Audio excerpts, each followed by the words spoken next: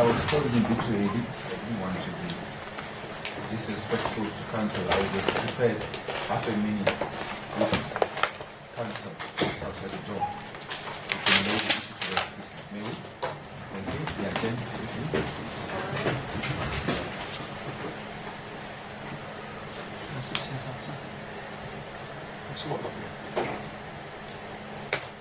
I'm sorry. That's just an update. I'm going to.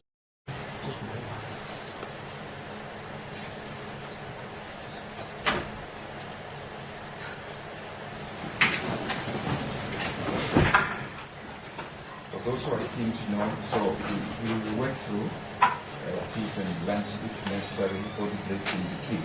That was the purpose of our agenda. And after discussion with council. Thank you. Let me proceed. Thank you, my Lord. Lord, the defence's next witness is Professor Andre. I beg the pardon. I'm sorry. This has to call up the matter, Mr. Green. Allow my secretary to do so. Calling Otherwise, we'll have no job. Calling the matter of the state versus Peter Beale, case number SS10 of 2021 in RCT 9.48 for the Honorable John Dalvin's processes. Today is the 26th day of March 2024. Appearances still remain the same. Thanks, Mr. Green. Yes, yes, my Lord. Thank you. Your next witness is? Yes, Professor Andre Coetzee. I don't see Professor Coetzee in the witness stand. May he take the stand? On his way. Lord, while he's taking his stand, we have a report for him. May I beg leave to hand that to your Lordship? It will be, the next exhibit is ZZZA.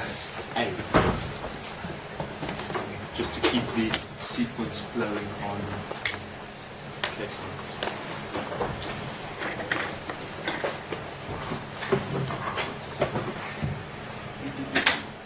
Is it Coetzee with a K or a C? C. And this will be in respect of council number? Or 5. It's the Sayad matter. Sayad matter.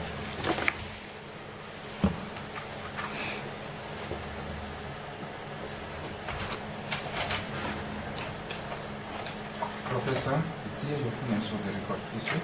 Andreas Retief Coetzee.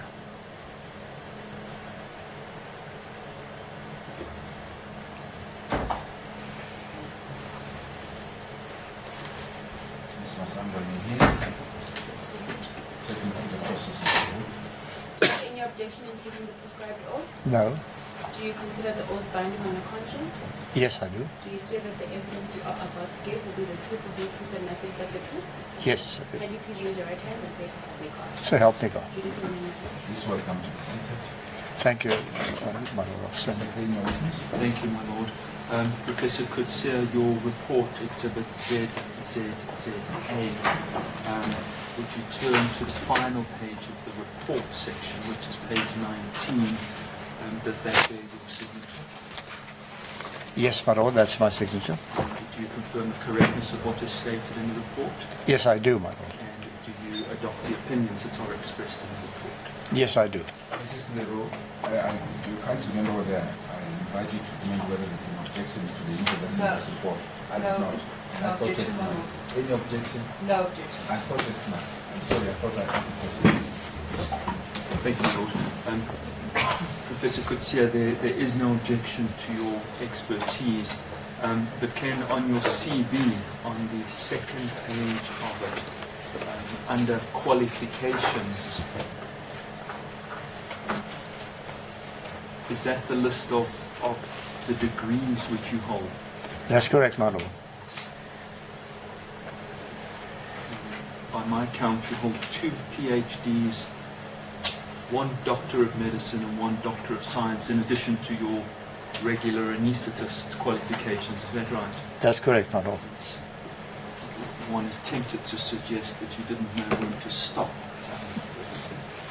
You're also the Professor of Anesthesiology at Stellenbosch University. Is that right? I was the professor at Stellenbosch, yes. And you were the professor from 87 until 2015. I think it was about 1980 until 2015, my Lord. And you now in private practice as an anaesthetist. That's correct, my Lord. And then with your report, would you turn to paragraph 21? this deals with the anesthetic trend values, and it's some documents that his lordship has been taken to in the past. And in paragraph 8, you make the point that the anesthetic records include the trend values, if I can call them that, included in the hospital records, consist of 5 pages. But that which is attached to Dr. Munchi's explanation consists only of 4 pages. Just briefly explain to his lordship what it was that was discovered on Sunday whilst you were preparing to give your evidence in respect of the trend values, and then we'll go to the documents and show his lordship and the 2 assessors where the documents are. Yes, my lord. The main point was the difference in times, in as much as on the hospital records there are times of admission to the operating room and the injection of the anesthetic drugs, versus the times on the trend record, which is automated, and they're usually not exactly the same, but they were way out. And I was uncertain about why that would be. And then on examining the various pages, I noticed there was a period of no recordings, and then after those recordings, the times seem to correspond to the times that we have of the anesthetic for this child. So the conclusion that I came to was that the 1 page consists of trend records obtained from the previous patient. Now, just to explain to the court, these records are collected automatically, and once you wake up your patient, it doesn't stop recording. It keeps on recording. You put the new patient on, and it then starts recording the new record. So there's no specific indication that a new patient is being introduced to the operating room. You can usually see there's a gap, and I can deduce from certain measurements, looking at how much oxygen, you see the room air oxygen instead of the oxygen that we give, you can see where the gaps are. But the conclusion was that 1 page, I believe, belonged to the patient preceding this boy. And that was why Dr. Munchi only had, I think, the 4 pages, while the hospital record that I was dealing with up till that point had 5 pages. So that, and then maybe I'm not sure, is this in this ZA, or is it something in addition to this report? No. So, Lord, I'm going to give your lordship and the assessors the road map to where the various documents are now, if I may, because I think it will, with that explanation that Professor Coetzee has given, I'll take your lordship to the documents. My Lord, may I start with Exhibit K, which is at 3-532. That's Dr. Munchi's explanation. Can I just, the page was? 3-532. 5. It's the letter from Clyde and Co., who were representing Dr. Munchi at the time. The pages that follow, your lordship will recall, are the handwritten notes of Dr. Munchi. And then at page 3-541, the trend values start.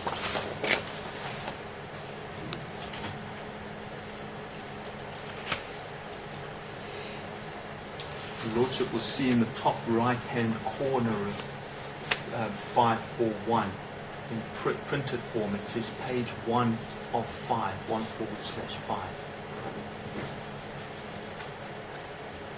Then, my Lord, if your lordship pages on that which Dr. Munchi attaches, finishes at page 3-544.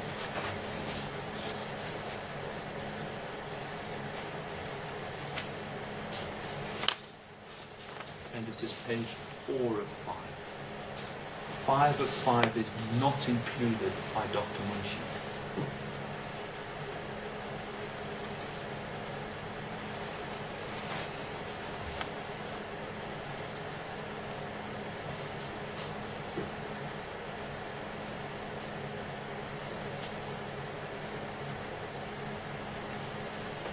Lord, at the foot of page 544, Dr. Munshi has written that the anesthetic machine time is set 5 minutes ahead of the clock in theatre, hence 15-minute discrepancy at start and end of op.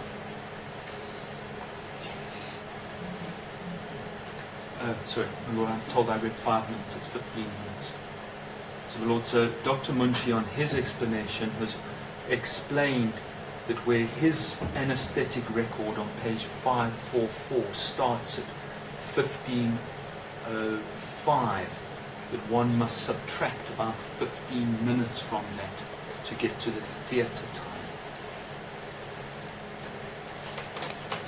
You are now referring to the handwritten The handwritten note on page 3-544. Yes, my Lord. And your Lordship will recall that that was the premise on which Professor Lundgren gave the evidence as well, was that there was this mismatch between the anesthetic machine clock and the light. My Lord, can I give you the next reference that Professor Coetzee has referred to? And that is in Exhibit J at page 3-445.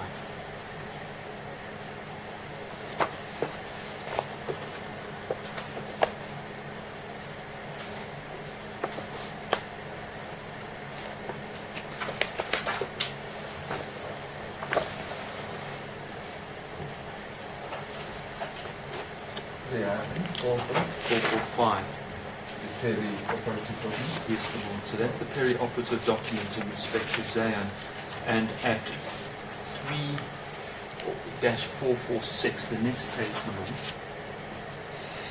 in the top right-hand corner, there is, under the heading intraoperative phase, time in is 14:45. So, my Lord, to get the anesthetic machine time, one adds 15 minutes. You get to 1,500 hours. My Lordship will recall Dr. Munshi's anesthetic minutes start at 15:05. Could I give your Lordship further time? It's on the next page, 447. Just one moment, let's retrace what you were suggesting from the evidence. You said Dr. Munshi's time starts at what time? 15:05. That's 5 page minutes past 3. 5 minutes past 3. That's page 4 of 5. And if one adjusts the times to make them synchronous, the Zayan went into theatre using the anesthetic machine time at 3 o'clock, because that's 15 minutes later than the ahead.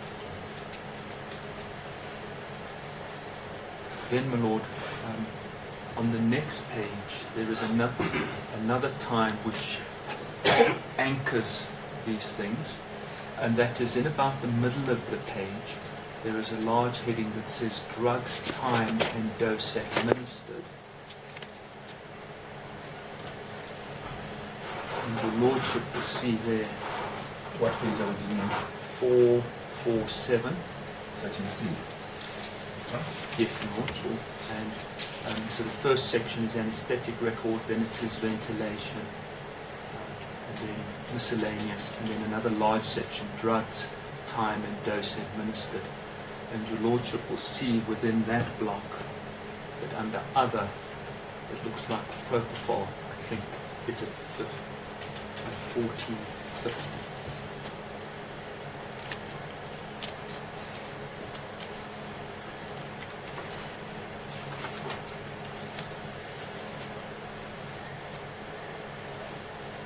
Just repeat the time reference. 1450, my Lord. There are two entries at 1450. Either one of them is okay. And then at that same place, my Lord, on the right-hand side of the page, your Lordship finds a time of 1455. My Lord, I give these times to you just to anchor the entry to theatre and the commencement of the anesthesia to about 3 o'clock.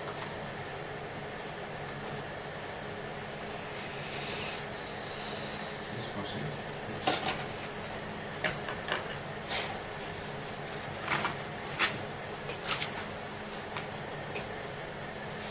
Lord, the trend data that is included in the hospital records is in Exhibit J at page 452.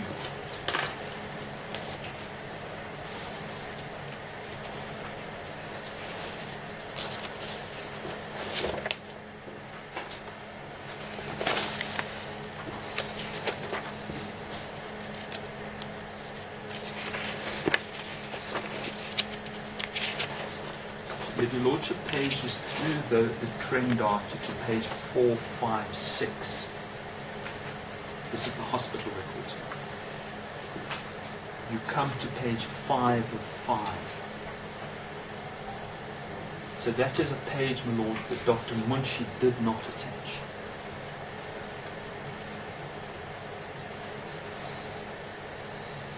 Is that what this witness was referring to? That's what the witness was referring to in his explanation. And your Lordship will see that that page of trend values commences at 1405, which is 1420 on theatre time. But Zayan only went into theatre at 10 to 3.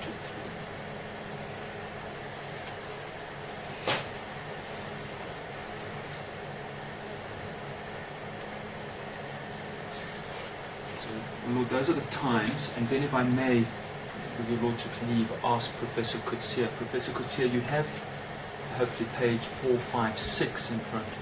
I have. You referred to, I think your phraseology was blanks on the printout. Could you just point those out if they are on this page to His Lordship, using the time reference? Yes, my Lord. If the court will look to the left, I'm on page 456. On the left, there's a column under 11th October 2019, and the court will see there is the times listed.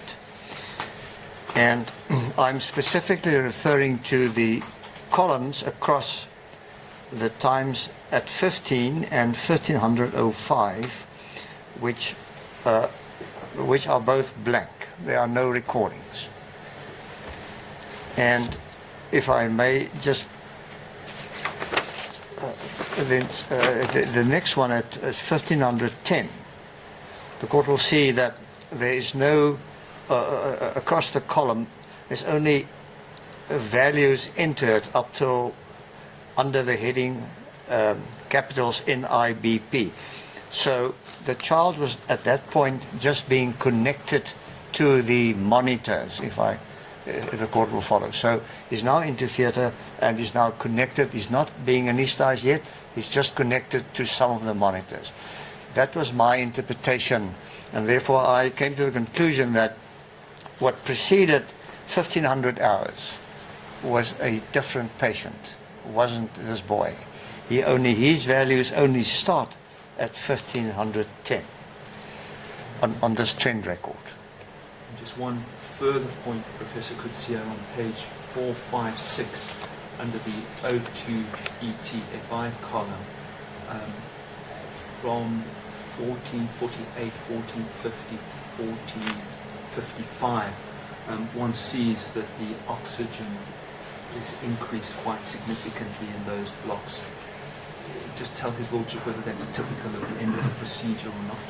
Yes, my Lord. Counsel is referring to the second last block under the heading of O2 and capitals ET and FI. And if the court then goes down a column, it will notice that there are readings 8700, 8399, 7897, it looks like it.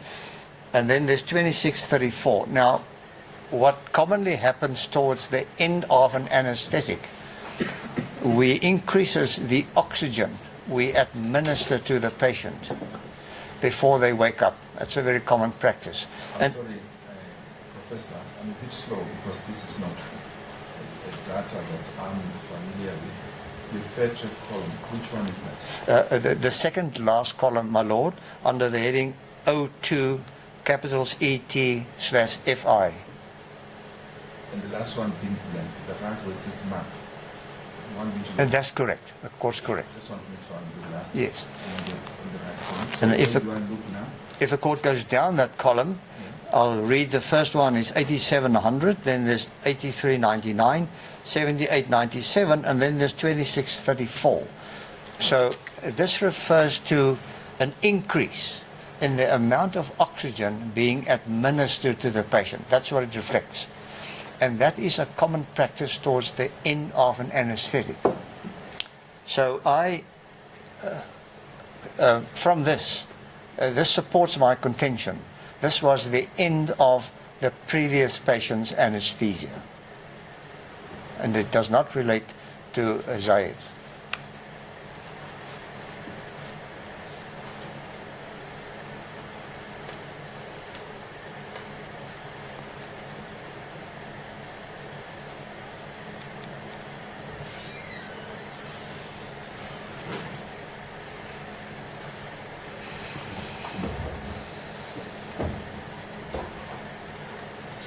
So, Professor Coetzee, you've approached the matter on the basis that only pages 1 to 4 of the trend values are Zion's.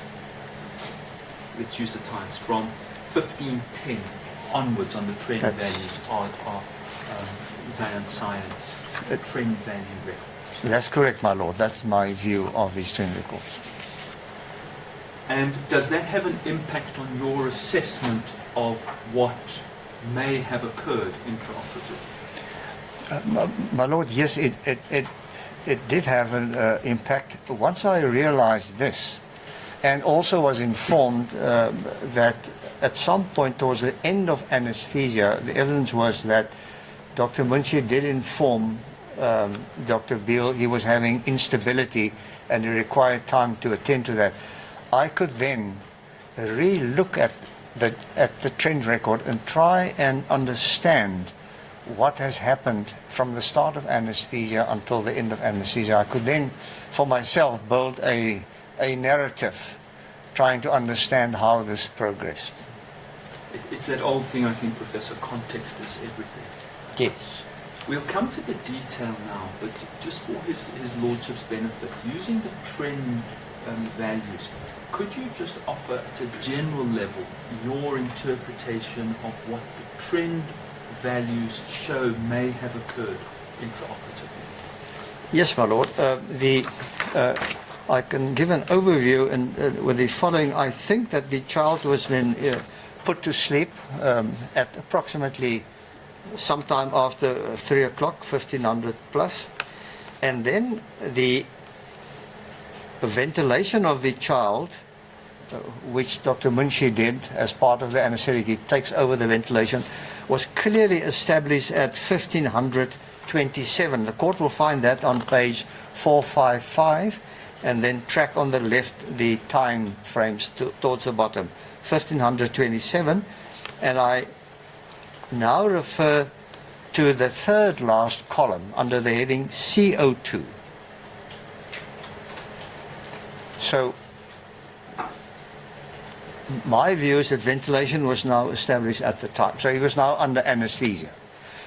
Now, if the court will then, and I'm giving a summarized view, from there onwards, the blood pressure, the saturation, now the blood pressure is the one under the column under NIBP. The saturation goes under the heading of the column SpO2, that's the third column. Those were fine. I can see the respiratory rate, that's the fourth last column under the heading capitals RR. That's at 12. That's a ventilator, which was set at 12 breaths per minute, and it was constant throughout the period. I can then see that there was good alveolar ventilation. The lungs were being properly ventilated, and I deduced that from the CO2, which is the third last column. Now, so this went on. What was noticeable, however, was that there was a slight increase in the heart rate, which is the first column. My lord can see it started, at some point it was in the 70s at the bottom, then the page at 1609 it was 121. Now, continuing onwards, this was the obvious aberration, was the heart rate. on page 454, the court will see that the heart rate continued to increase at the bottom. At 1610, it was 120 per minute, and towards the top, it was 136 per minute. So there was a further increase in the heart rate. And importantly for me, trying to understand what happened, the ventilatory parameters, those towards the right side of the network, they all remained constant and acceptable. So the only thing that happened was an increase in heart rate, which was continuous. Then if one turn the page, as one then go on in time, there's again, starting at 1709, the heart rate now continues increasing. But the ventilatory parameters remained more or less as before. There was no real significant change. And then, if the court look at the time row of 1739, sort of in the middle of the page, across the page, there the heart rate is 149 per minute. The saturation, the oxygen is still good, but the blood pressure is now 73/42. It's somewhat lower than before. And Dr. Munshi responded to this. In the last column, the court can see he increased the amount of oxygen. It went from 31% oxygen to 61% oxygen. That's in the last column under O2. Then, subsequent to that, there was a period up to approximately 1751. The blood pressure was clearly unstable and low. The heart rate was more or less in the 140s, 145 range. The ventilator was still the same. And importantly, the capnograph was still reading as before, i.e. the ventilatory parameters were the same, although the oxygen was increased. I don't know why he would do that, because the saturation was always acceptable. I'm so fast. What page are you on now? I'm on page 453, my lord. Just repeat the time reference there. The instability occurred from 1739. It started and it sort of continued until approximately 1751.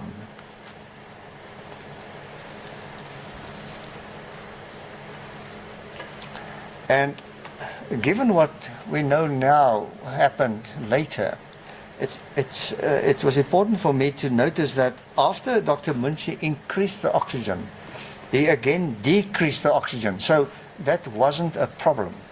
He had a blood pressure and a heart rate problem. The ventilation was still quite as before. It wasn't really abnormal.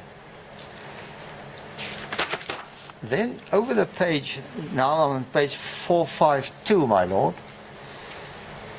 One can see the heart rate continues rising. It starts at 152 in the morning, at the 1803, and it ends at 1900 at 179, which is quite severe.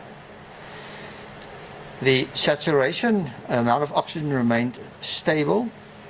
There was again instability in the blood pressure noticed. It was sporadic.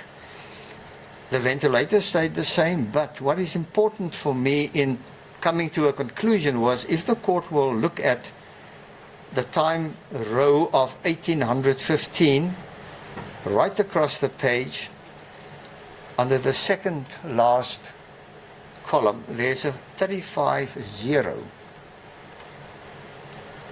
And if one then go to the next time row, which is 1818, it reads 41-0.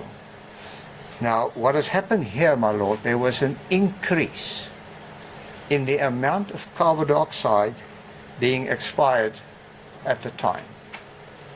Now, in our world, and I don't need to bother the court with the details, the ventilation was complaining, so to speak. The patient's ventilation was showing subtle signs of having difficulty. And if the court will track upwards on that column, the CO2 column, the third last column, the court will see the capnograph kept reading high values, and Dr. Munshi increased the oxygen again in response to what he perceived to be a problem. In my view, this is where the pneumothorax only started becoming a problem, and I want to emphasize, not an unmanageable problem, but I think it started being having an effect, if you will. Prior to this, For my benefit, let's zero in the time reference. And you are on page 3452, is that correct? I'm on page now 452, my lord. That's what I said. Yes. What is the time reference then? The time reference where the capnograph increase is 1818. Is that you make reference to pneumothorax starting? Yes. My interpretation is, at this time, the capnothorax probably started increasing and having some effect on the ventilation. At 1818? Yes, ma'am. Is that what I'm hearing? That's correct, ma'am.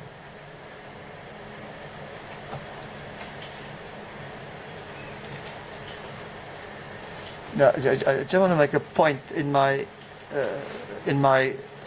review on Sunday of the data.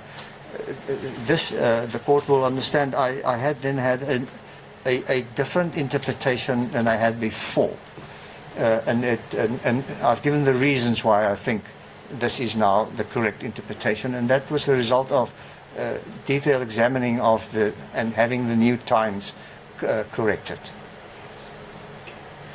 Then just to round off that general explanation, at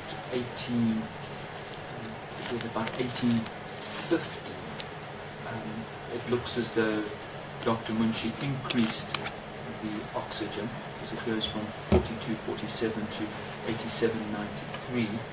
It remains increased, but then at 1828 he reduces the oxygen again to 3542.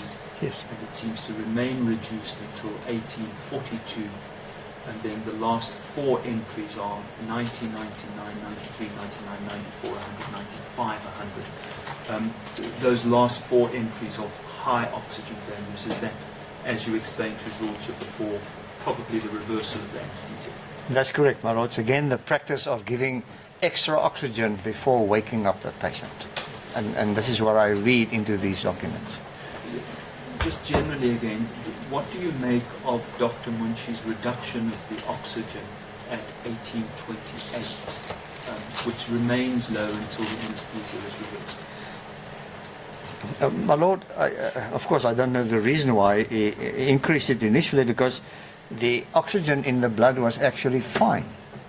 So I think he perceived the increase in the capnograph, and he responded to that with giving more oxygen, but then he realized it wasn't necessary and he reduced the oxygen again. So whatever the capnograph was doing at the time, it wasn't embarrassing the ventilation. I think it was there, but it wasn't embarrassing the ability to oxygenate the patient. Then, Professor Coetzee, just sticking with the facts again, and still just generally, in paragraph 6 of your report, ZZA, you have been informed of a sequence of events, and the events are set out in the sub-paragraphs, and they are, in general, this. A chest x-ray reveals a tension pneumothorax. Dr. Munshi inserts gel codes into Zayan's chest to relieve the pneumothorax, but it does not result in an improvement in Zayan's condition. Dr. Munshi then inserts a chest drain into Zayan, but it does not result in an improvement in Zayan's condition. Dr. Munshi's chest drain is reported as bubbling and appears to have been correctly cited. Then say Professor Beale inserts a second intercostal chest drain, and that too does not result in an improvement in Zayan's condition. And that Zayan then arrested when he was intubated. Now, if that is the sequence of events that his lordship finds, what does that tell you as an anaesthetist about the role of the pneumothorax in this matter? Yes, my lord. We know that the intercostal pleural drains were correctly sited. And we know that from the post-mortem. There were 2 holes on the inside. We know that they were both bubbling when the, you can actually, we can see that it's in the right place. When the child got to the ICU, the nurses remarked on that. And so the court must understand that this tension pneumothorax, which is a dangerous entity, was completely relieved once those drains were inserted. And I can assure the court, if one deals with these patients, it's quite dramatic how they improve once you relieve a tension pneumothorax. However, in this child, he just didn't respond as per normal. He continued battling, and he even had a cardiac arrest, and eventually died, as we know now. And in my view, of course, with the benefit of the hindsight now, this was because of the myocarditis, the inflammatory condition of the heart muscle that this child had, and the post-mortem confirms that. This is what we're dealing with, because the pneumothorax was out of the way. It was effectively treated, and yet the child arrested, and he eventually died. And I am of the opinion this was the result of the myocarditis and a failing circulation, and I will get to some of the components which unfortunately played into this. And of course, Dr. Munshi not knowing about the myocarditis, I'm not critical of his choice of drugs, but we can look back at it now and see, yes, it did play a role. We'll come to that in Yes. some detail in a moment. Just sticking with the myocarditis, you deal with that in paragraph 10 of your report. Could we just have a look at the histology that was taken during the post-mortem? And my lord, that's exhibit ZZG. I'll get your lordship the page.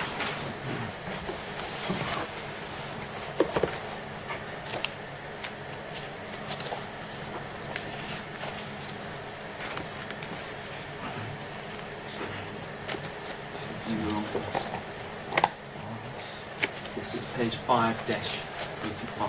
5 dash. ZZG.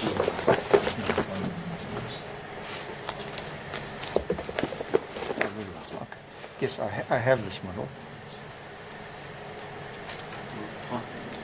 Page 25 is the start, and the relevant part is on the following page, 25-26.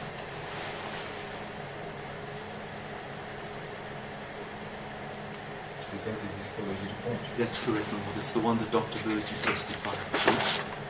Professor Coetzee, under the heading heart, there is a description given of the hearts, and one can read through it there. Could you tell his lordship, particularly with reference to myocytolysis, the last word, what that is indicating?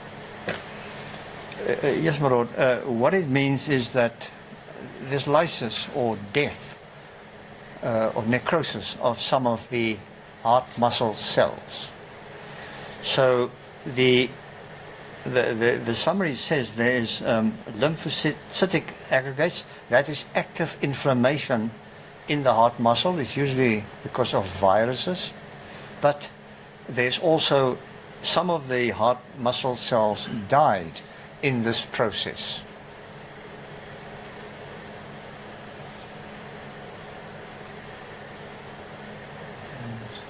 We needn't go there, but Dr. Virgie in her report, my lord, it's ZZH 5-32 is where it starts, but she described the heart as markedly enlarged. Professor Coetzee. Yes, my lord. The way I read this, the post-mortem showed a enlarged heart, and again, this will fit the picture of active myocarditis. And just so that His Lordship has it, it's on page 5-32 under the heading discussion. It's the fourth paragraph where the heart's measurements are given, that Zayan's heart was 200 grams and a normal child's heart is 140 to 154 grams. Is that what you have in mind? Yes, my lord. So is We will probably deal with it, but not only was the heart enlarged, there was also congestion of the lungs and the liver, which is typical of cardiac failure. So this inflamed heart, the myocarditis, resulted in cardiac failure, i.e. there was not sufficient blood being pushed out of the heart because it wasn't strong enough. Professor Coetzee, could I ask you to tell His Lordship whether you're able to assist with this hypothesis? If there had been no pneumothorax, in your view, given the myocarditis and what was found on post-mortem, would the anaesthetist have had a smooth ride with this anesthesia? No, most certainly not, my lord. I can just remind the court, I've written a letter to the editor of the African Journal, it's on my CV, where I warn practitioners against myocarditis in children being subjected to anesthesia, resulting in a very bad outcome. So the answer to the question is no.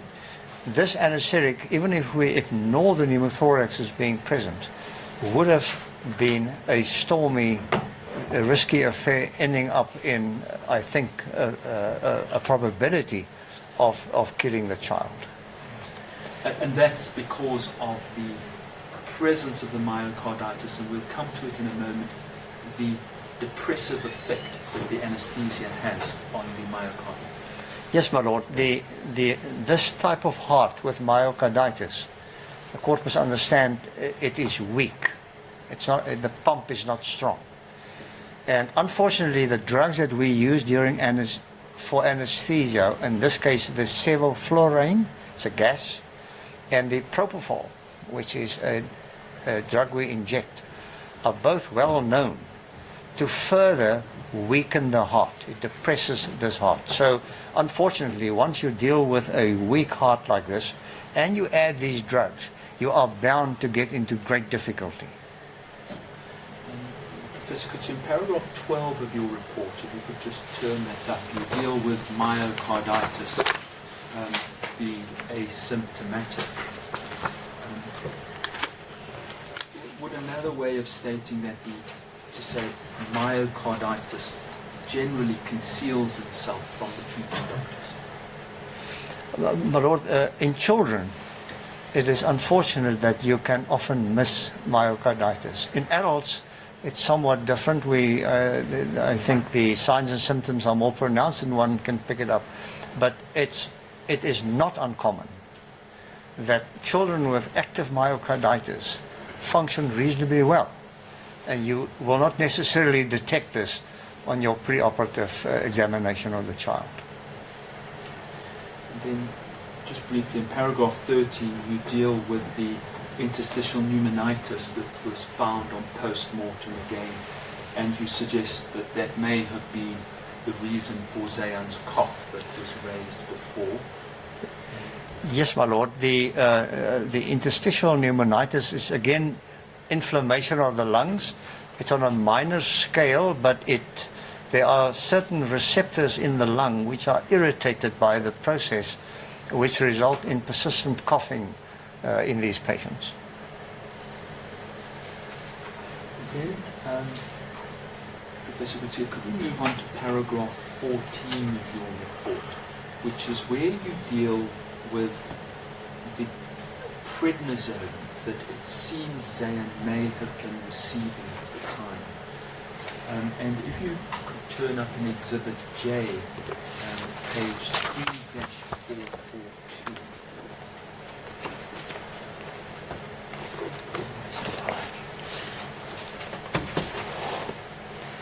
just have the page again, please? 3-442.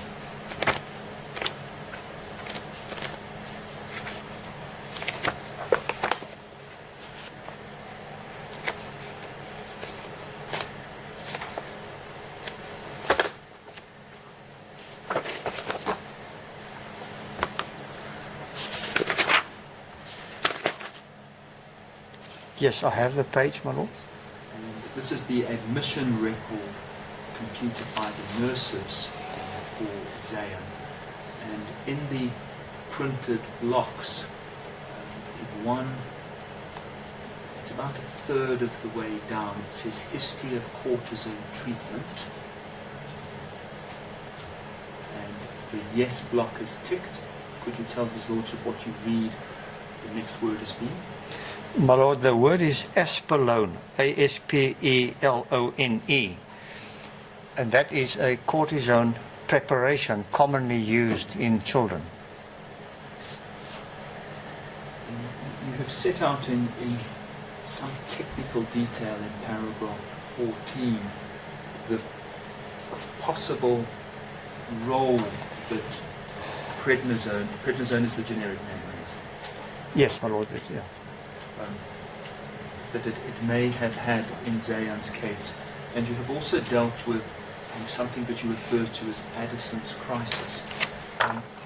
It is fairly complicated, this, Professor Coetzee. Could you try and give us a lawyer's version of it, please? Yes, my lord. My lord,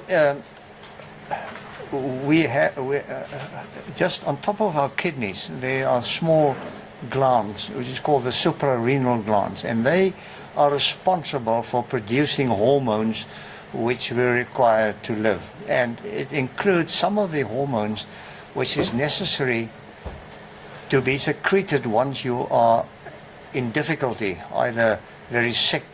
They have to increase those hormones in an attempt to get the patient to survive. One of those hormones is cortisol, which is in general terms important for many functions, but in this instance it's also important for the ability of some of our drugs like adrenaline to work on the heart. It's also important in facilitating the effect of adrenaline on the blood vessels, whether they dilate or constrict properly. It's important in your body being able to retain enough sodium, which is salt, table salt if you will, but it's important in our composition of our bodies. And it's also important to maintain enough blood sugar, or enough sugar in your blood. So these are sort of generally important critical roles for cortisone. Now, if you give somebody aspelone or prednisone or one of the cortisone drugs in sufficient doses for a long enough time, those suprarenal glands forget or lose the ability to produce their own. So when a patient is then threatened whichever way, being very sick, the suprarenal glands do not produce the required cortisone for the patient to hopefully survive, because it's lost its ability. It's been feeding it as tablets for whatever reason, and it's commonly used. And that leads to a very specific clinical syndrome of a patient which is hypotensive, a low blood pressure. They usually have a lower than normal sodium. They tend towards hypoglycemia, that's insufficient blood sugar. In this instance, I was speculating, because I don't know how long it was used. It was prescribed often by the pediatricians. If you go through the notes, it was often prescribed in this child. But during the crisis, we had persistent hypotension, low blood pressure. His initial sodium was 134 millimoles per liter, which is low. And there were periods of severe low blood sugar, hypoglycemia. And the child did not respond to big doses of adrenaline. From this, and with a history of the aspelone, I think there may have been what we call an Addison's crisis. This is what we call this clinical syndrome. And I think it played a role, unfortunately, in the demise of the boy. My Lord, for your Lordship's convenience, we have prepared a table of the blood gases with the relevant readings on it. It's referenced into the record. Would your Lordship wish to receive it as an exhibit or just as an aid memoir to direct your Lordship and the assessors to where to find the relevant readings? Lord, it's the last. Where lies the bound? If it's an exhibit. It's the last page I'm going to hand up, so one more page I don't think will break the bank. This is the rule. What is the attitude? No object. Lord, so it'll be triple ZB. Are you sure it's the last exhibit? I've not got any more. I don't know. I'm just checking. I've lost kind of what exhibits were received. Lord, I've not printed. Mr. Boyce has not printed anything else for me to hand up, so I think we're all right.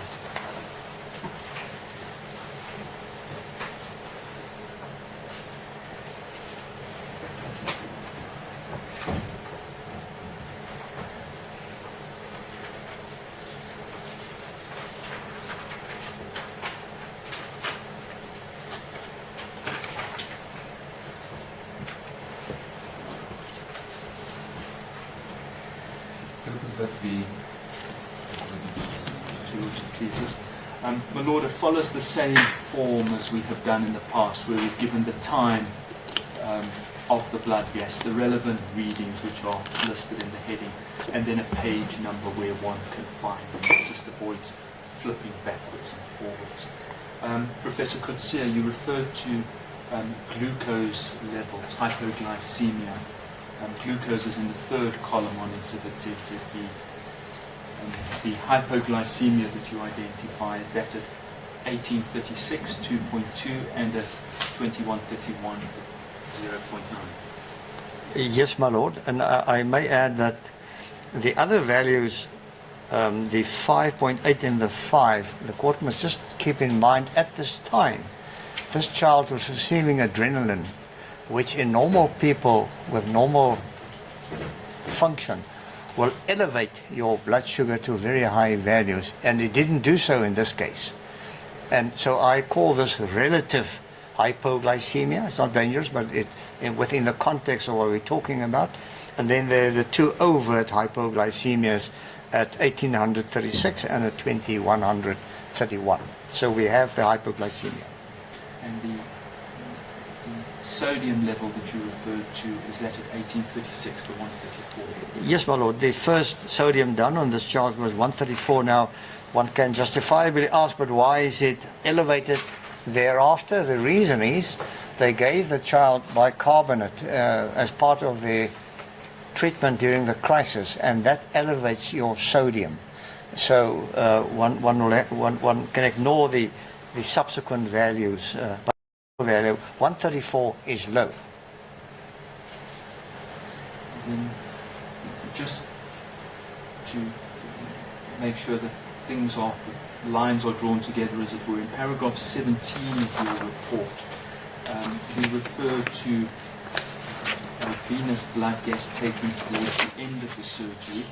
Is that the blood gas that was taken at 1836 that you identified or you referred to there? Yeah, that's correct, my lord.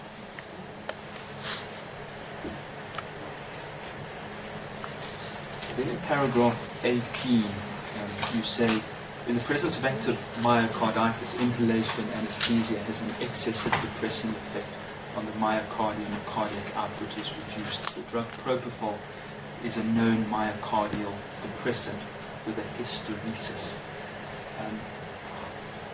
Could you just explain to His Lordship why you have decided to call the effect as an excessive depressing effect in a myocardial heart? Yes. My lord, propofol, which is the drug that put the child to sleep, normally will depress the heart. But it's so little that it doesn't matter, and we use it in gallons every day. So it's very commonly used. However, when you have a weakened heart, whether it's whatever the cause, myocarditis are one of the causes, then the depressive effect is quite severe. And I think that there are probably a number of uncounted deaths because of this, with this drug being used in weakened hearts. And so the weakened heart cannot tolerate this drug. And the problem is that it's a very short-acting drug, and people will tend to think, well, look, if it's short-acting, then once it's been metabolized, the problem is resolved. And I published a study in the national literature, which comes from animals with normal hearts, where we measured the blood levels of the drug and we measured the heart function in a very sophisticated way. And we could detect and published that there's a hysteresis, i.e., even as the drug disappears from the body, the depressive effect on the heart stays on for quite some time. So unfortunately, once you've given the drug, you're stuck with its depressive effect in these patients, even though the drug may have been metabolized. Then, moving on, in paragraphs 20, 21 and 22, you offer to his lordship a view that Zayan's heart rate was increasing, that was probably the result of the myocarditis, and later it may have been contributed to by the developing pneumothorax. At the end of paragraph 20, you say these observations that increase heart rate fall under the responsibility of Dr. Munshi. Then in the next two paragraphs, you deal with what happened in 1759 on the trend values. Would you just cast your eye over those two paragraphs, Professor Coetzee, and if there is anything in addition to the general explanation you've offered to his lordship, could you bring that about? Perhaps you could just touch on Dr. Munshi's recording that he used vasopressors.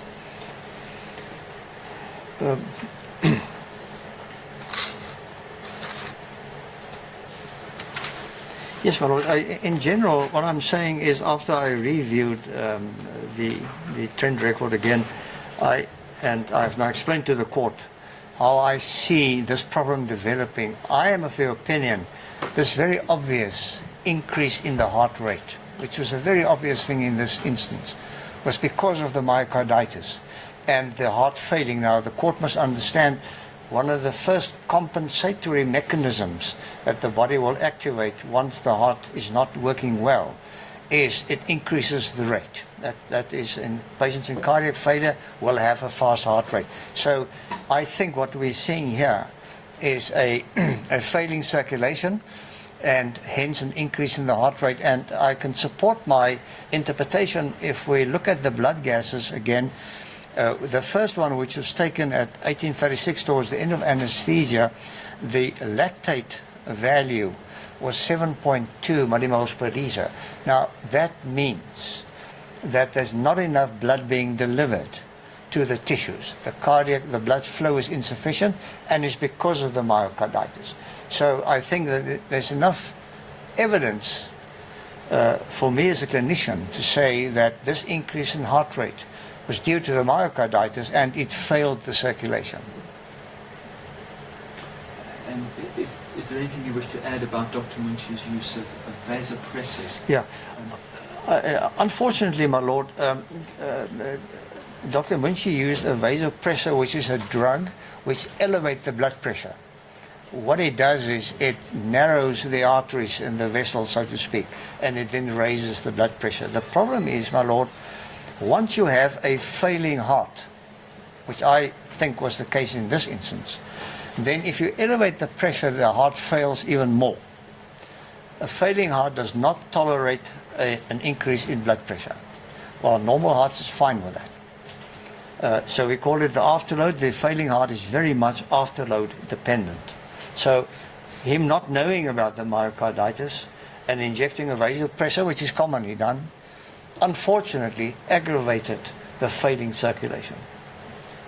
And just in that same vein about the effects on circulation, could you have a look at paragraph 23 and the last two sentences? It starts in the fourth line where it says, however, when circulation is under stress, as would occur with a myocarditis, the effect of the sevoflurane on the heart will override the beneficial effects of vasodilation. Could you just explain to His Lordship the interaction between vasodilation and sevoflurane? Yes. My Lord, sevoflurane was the gas which was used to keep the boy asleep, commonly used. What it does is first, it decreases the function of the heart somewhat. Not much. For a normal heart, doesn't matter. On the other side, it causes opening up of the blood vessels, vasodilation. So that even though you depress the heart a bit, because you get a bit of vasodilation, the heart is quite happy to push the blood forward. Unfortunately, if you now give a vasopressor and you narrow the arteries and you constrict the vessels, you're only left with the effect of the sevoflurane on the heart. Depresses the heart, but now you've narrowed the arteries and the heart will then have difficulty managing that. In normal patients, no problem. But in a myopathic heart like this one, unfortunately, the sevoflurane being present further aggravated the circulatory failure. Professor Coetzee, in paragraph 5, you again make the point about myocarditis being asymptomatic. You have said, but just to be clear, what you have done is taken all the available facts and pieced together the jigsaw puzzle. But Dr. Munshi probably did not know about myocarditis. Is that right? Yes, my Lord. I don't think he knew about it, and as I've said, it's common asymptomatic, and I don't criticize that. If he knew that, in no circumstances would he continued with this procedure. I have no doubt. As a specialist, he would have said, no, I can't continue. Then in paragraphs 26 and 27, you deal with 1815 time on the trend values. And that is where the CO2 increases and the oxygen is increased for some period of time. You have said already that you suspect that that's where a pneumothorax may have developed. Just cast your eye over paragraphs 26 and 27, and is there anything you would like to add to those paragraphs in addition to your explanation already given?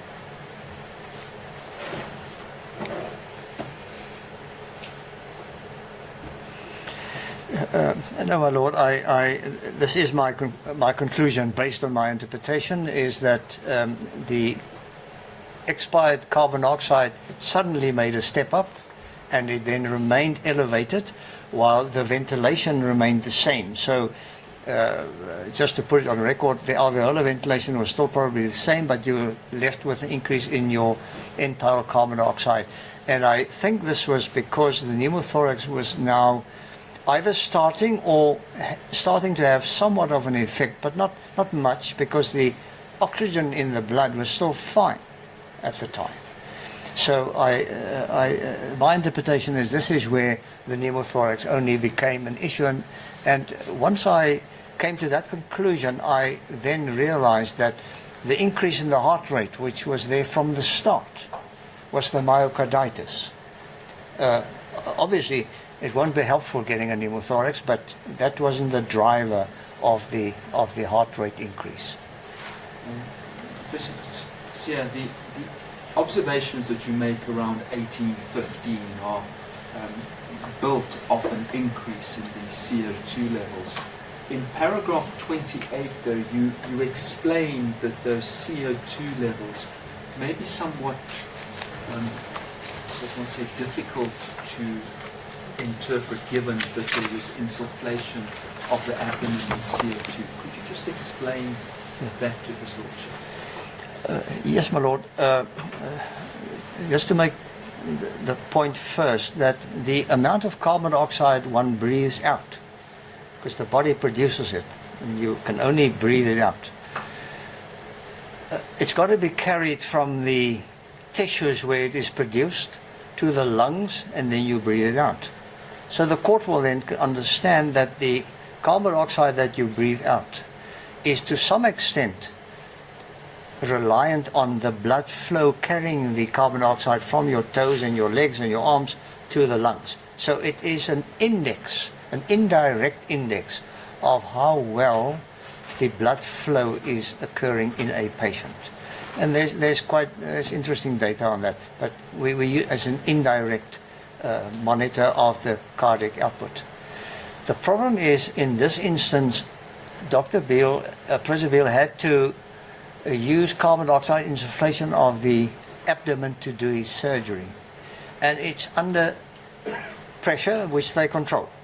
But some of that carbon dioxide, it leaks into the blood, which is now more than the carbon dioxide that you would produce as part of your normal metabolism. So, and it will be breathed out. But so it may be a confounding factor in interpreting your exhaled carbon dioxide. However, in this instance, for the whole period prior to this increase in carbon dioxide, it was very stable, and there was already carbon dioxide in the abdomen. So it was a built-in confounding factor already there, but still there was this increase. And I suspect this increase was due to something extra, which was the pneumothorax. Then in paragraph 31, you go back to 1739 in the trend values, which is where there was the instability in the blood pressure, the oxygen saturation was increased. And if that is where Dr. Munshi asked Professor Beale to pause the surgery, that's the evidence that there was such a request. 1739, for about 10 minutes thereafter, is that consistent with a request that the surgery be paused whilst the anaesthetist does what he has to do to deal with the patient? Well, obviously, there's differences in how people practice, but it would be logical to me to suggest that, given the trend record and given this evidence, that was the period that I recognized where this probably occurred. And I understood that to be towards the end of surgery. And that was the only period where there was some real instability in the blood pressure. It was typical anesthetic course, but there was some real instability. I would not be surprised if the colleague asked the other colleague, just give me a minute to check that I get over this before we continue. Then in paragraph 32, you go back to 1815, and you make the point that at 1815, Dr. Munshi appears to have recognized that there was something, and you make that observation on the basis that the rate at which oxygen is administered increased. And you then say, at this time, that's 1815, a pneumothorax ought to have been something that that's Dr. Munshi, should consider as a possibility. That said, a capnothorax, which is more likely than a pneumothorax in this type of surgery, is not of itself life-threatening, and many patients who develop a capnothorax intraoperatively do not require treatment, and the capnothorax absorbs. You then go on to say that given Zayan's ventilatory parameters, other than his heart rate, were acceptable, Dr. Munshi may, if he did suspect a capnothorax, have considered that he would wait before inserting chest drain, and you say it's a matter of judgment. Could you just elaborate to his lordship on why you say that a capnothorax may not necessarily require treatment intraoperatively? My lord, the collection of the carbon dioxide in the pleural space, that's the space around the lungs, is a common, it's well described in this procedure. It's not new or negligent, it happens. And the general dictum is that if it doesn't upset the patient's physiology, you can leave it, because it will be reabsorbed quite rapidly and it will go away.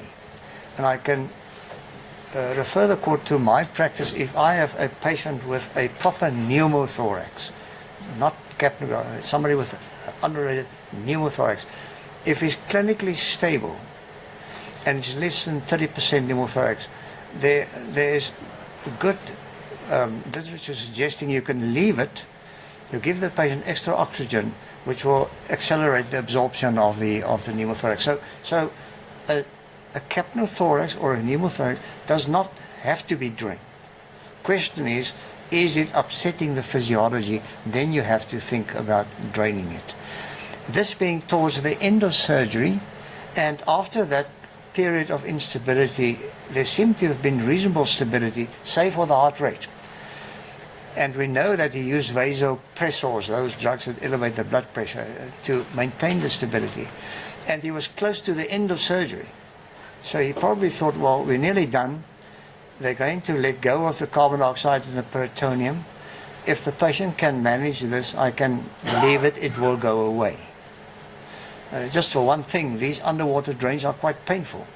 It's very painful. So put it in unnecessary, there's extra pain to the patient. So we try not to do that. But obviously, if necessary, it's done. That's the way I speculate he may have been thinking to deal with this. There was something, but he was stable. I'll wait till the end and it'll reabsorb and I can live with it. Then, Professor Coetzee, your report moves on from paragraph 33. You deal with Zayan's course in the recovery room, and you refer to the 2 drains being inserted and the non-response. And then in paragraph 36, you say that which prevented Zayan, sorry, I'm reading from the 4th line, that which prevented Zayan from recovering was probably the myocarditis and the effects of the anesthesia as explained above. Do you make that statement because by this stage the pneumothorax, the tension pneumothorax, has been relieved because there are 2 drains that have been inserted? Yes, my lord, that is the conclusion I make. Just to elaborate, the court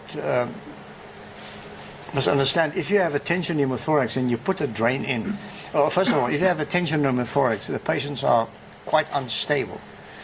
If you put the drain in, it's quite dramatic, the improvement in the condition. It's always a surprise to see how quickly they recover, because the problem is gone.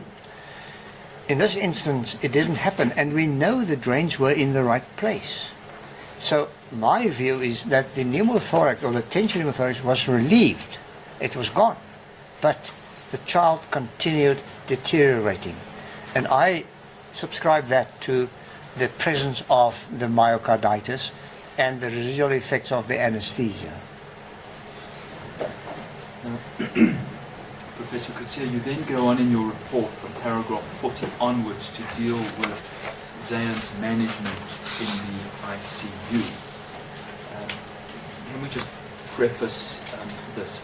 The observations that you have set out in this part of your report, they are made with the benefit of hindsight and with the knowledge that Zayan had myocarditis. Is that correct? Yes, my lord.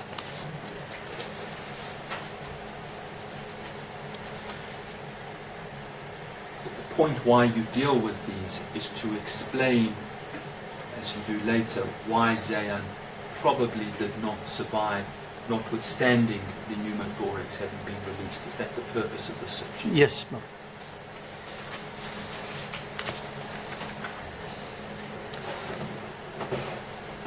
In paragraph 42, you deal with the 42 and 43, the adrenaline that was administered, and you have described them as industrial doses of adrenaline. And you explain in paragraph 43 the role of beta receptors in the face of myocarditis and the use of adrenaline. Could you explain that to His Lordship, please? My lord, once the heart starts failing, and it eventually then fails, there's changes occurring in the heart muscle itself and also in the receptors. Now, a receptor is simply a little dock where molecules will connect to do their job. For instance, if I give adrenaline, which is supposed to strengthen the heart, it docks into the receptor and then it has its effect on the heart. The problem is that besides the weakened heart muscle, the myocarditis, so that's there already, these receptors in the failing heart are down-regulated. They turn inside and they are destroyed, and their mechanisms we understand now. And the implication of that is that if you give adrenaline, you don't get the effect that you should get. So, and it's out of your hands. The adrenaline doesn't work well. It's a huge problem for us in certain patients, of which sepsis is a good example. So, this child having had myocarditis, I can think we can assume that, safely assume, that his beta receptors, those are the little dockets, they were reduced in number, and therefore the adrenaline which they were using to try and salvage the child was not having the desired effect. In addition, in the failing heart, the periods between contraction of the heart, which is called diastole, that's the period between and the heart filling, that is dysfunctional, and it's important that it is dysfunctional. If you give adrenaline to these patients in these failing hearts, you aggravate this diastolic dysfunction. So we have an interesting but a life-threatening combination of things occurring. A weak heart, not responding to your drugs, and your drugs may even having the opposite effect that you want. And that's what you're stuck with as a clinician in these patients. Then in paragraph 44 and 45, you deal with the steroid therapy, and that's a reference to the prednisone. That's correct, man. And you've explained that in paragraph 45, you deal with the hypoglycemia or the suprarenal incompetence. We don't need to explain that again. In paragraph 46... If I just may, on that, again, the adrenaline which you use to salvage your patient requires sufficient cortisol to do their job. Now, on my hypothesis, there wasn't enough cortisol, therefore the adrenaline again didn't do his job properly, or couldn't do his job properly. In paragraphs 46 to 48, you deal with the amount of fluid that was given to Zayan. And you suggest that there may have been fluid overload. Would you tell His Lordship what effect that overload of fluid would have had on Zayan in the recovery? Not the recovery, I beg your pardon, ICU. My Lord, yes. Part of the things that I spend my life on researching, and that is cardiac function. Once you have a failing heart, like is saying happened here, then you need to make sure that it is correctly filled. So it cannot be empty, it won't work well. But equally, if you give too much fluid, the heart then balloons. And it increases the tension in the myocardium, which is very detrimental to ill heart. So excess fluid, in this case I think excess fluid was given, and the post-mortem suggests it was in excess, dilated the heart and further aggravated the poor function of the myocarditis. In paragraphs 50 through to 52, you deal with the, probably through to 53 as well, you deal with the ventilation that was used on Zayan in the ICU. This again, Professor Coetzee, is pretty complicated. Can you do your best to offer a lawyer's explanation for us? My Lord, the ventilatory mode, i.e. the way that you set your ventilator, was termed BiPAP, which is bi-level CPAP. I'll come to that just now. It's a specific technique. Now, that particular ventilatory technique requires the patient to be breathing on his own, because the patient must trigger the ventilator. You take a small, the ventilator senses this and it kicks in and it assists to some extent.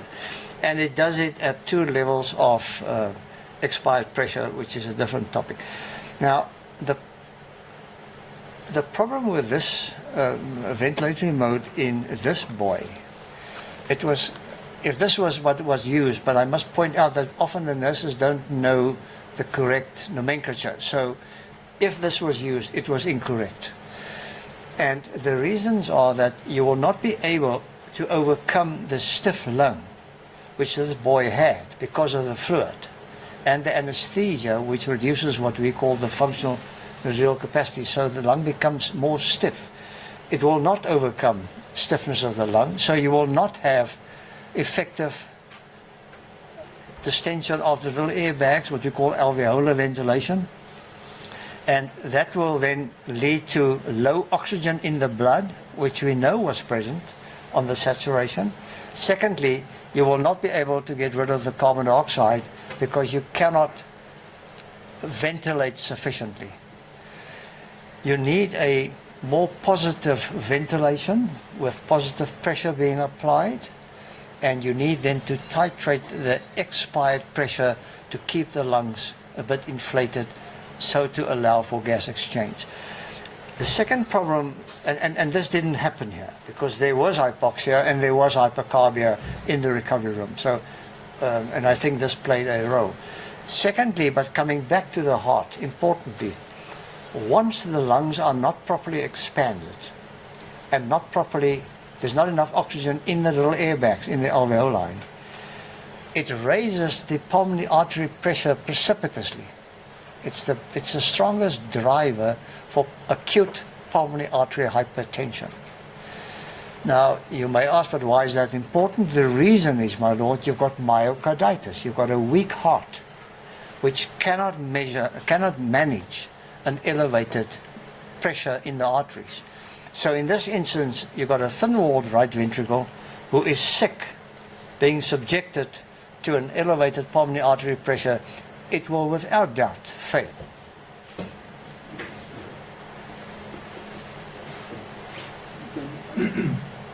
Professor Coetzee, in paragraph 55, you say that in your opinion, this significantly contributed to why Zayan did not properly recover after the initial arrest.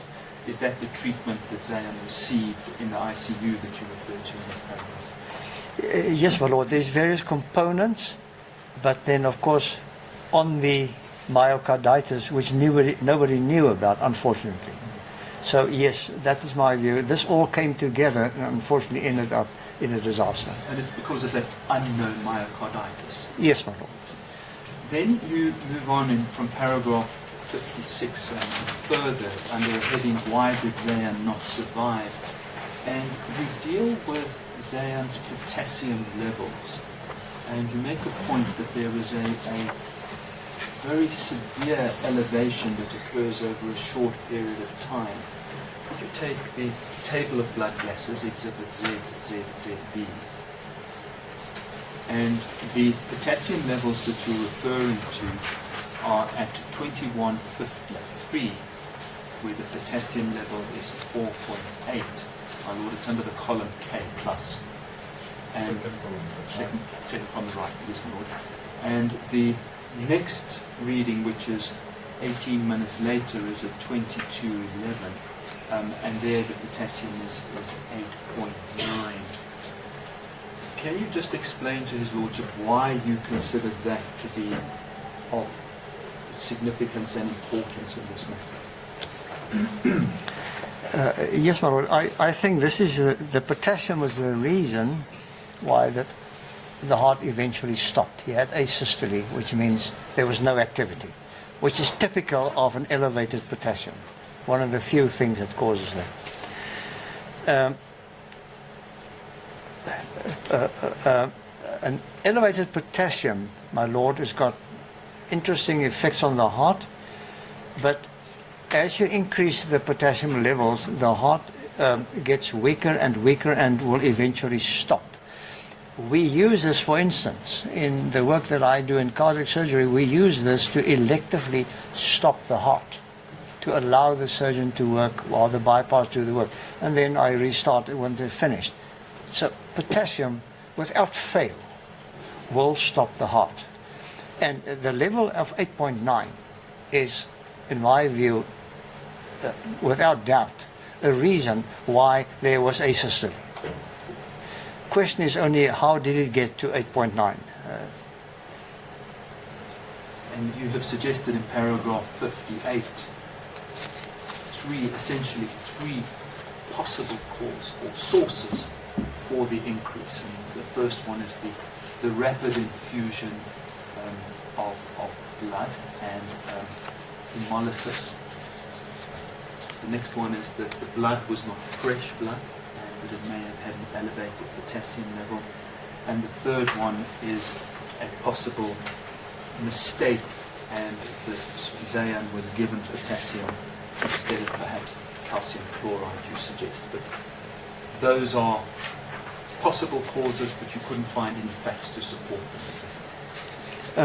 Yes, Mal, I couldn't find. We know the blood was they got the blood from the emergency room, and that usually is old blood, so the potassium will be elevated. But I draw the court's attention to the elevation of the potassium in what is it? It's 7 plus 11 minutes, 18 minutes, and I don't think that a unit of blood was administered that fast. It's 300 milliliters. So I don't think the administrating of the blood, which may have had a high potassium, caused it. I am concerned that by accident potassium was given because during the crisis the practitioner asked for calcium, and this would not be the first time that somebody made an error in this chaos that usually reigns at the time, and potassium was injected. But I must emphasize, I couldn't find on the hospital chart sheet any potassium ampules being used, but then again, this is not always accurate. So the answer is no, I don't know what happened. These are the things I do not think. The other contributing factor is the acidosis, but I don't think it was because of general body cell death and lysis. That's very uncommon because we see many shock patients where the potassium does not increase, many.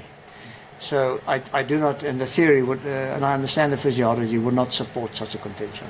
So on balance, you suggest there was some external source of potassium that caused this elevation in 18 minutes? I am concerned that is the explanation, yes. Then in paragraph 59, you make the observation that faced with the potassium reading of 8.9, what the doctors could have done, the doctors in the ICU could have done. Would you just explain to His Lordship how you treat an elevated potassium or hyperkalemia? My Lord, I'll stick to this sort of crisis environment because there are more subtle ways to deal with it. There are two things that you need to do. If you've got an elevated potassium, which is affecting the heart, this is what we're talking about. The first thing to do is to use calcium, which will antagonize the effect of the potassium on the heart. It doesn't lower the potassium. It just opposes its effect. And you must be prepared to continue doing that because the potassium is still there.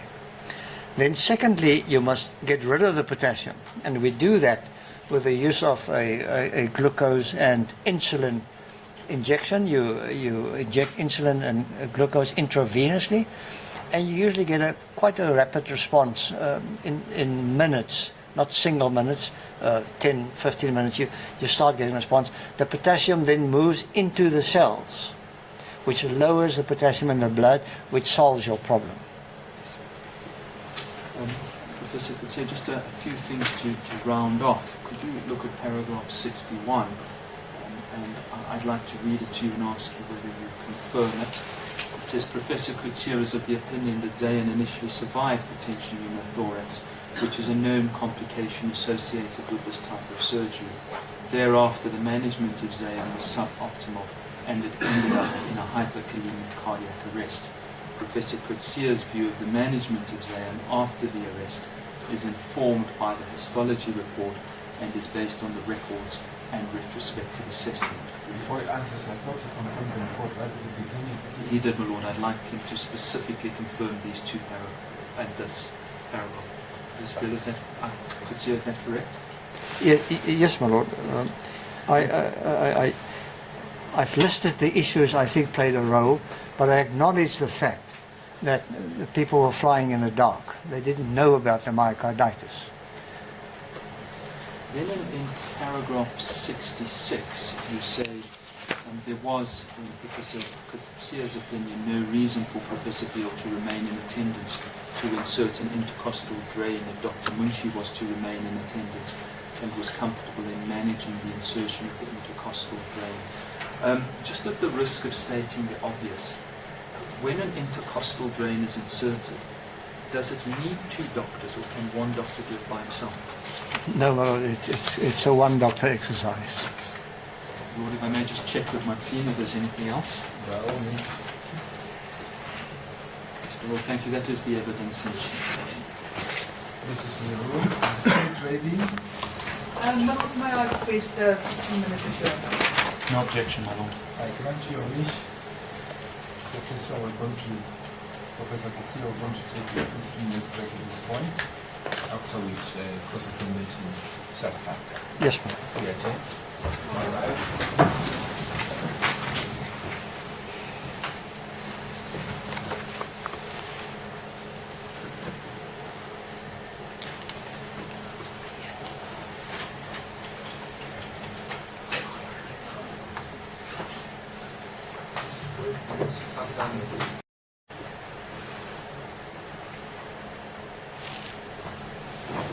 It's after the break that the stage court will Professor Coetzee now.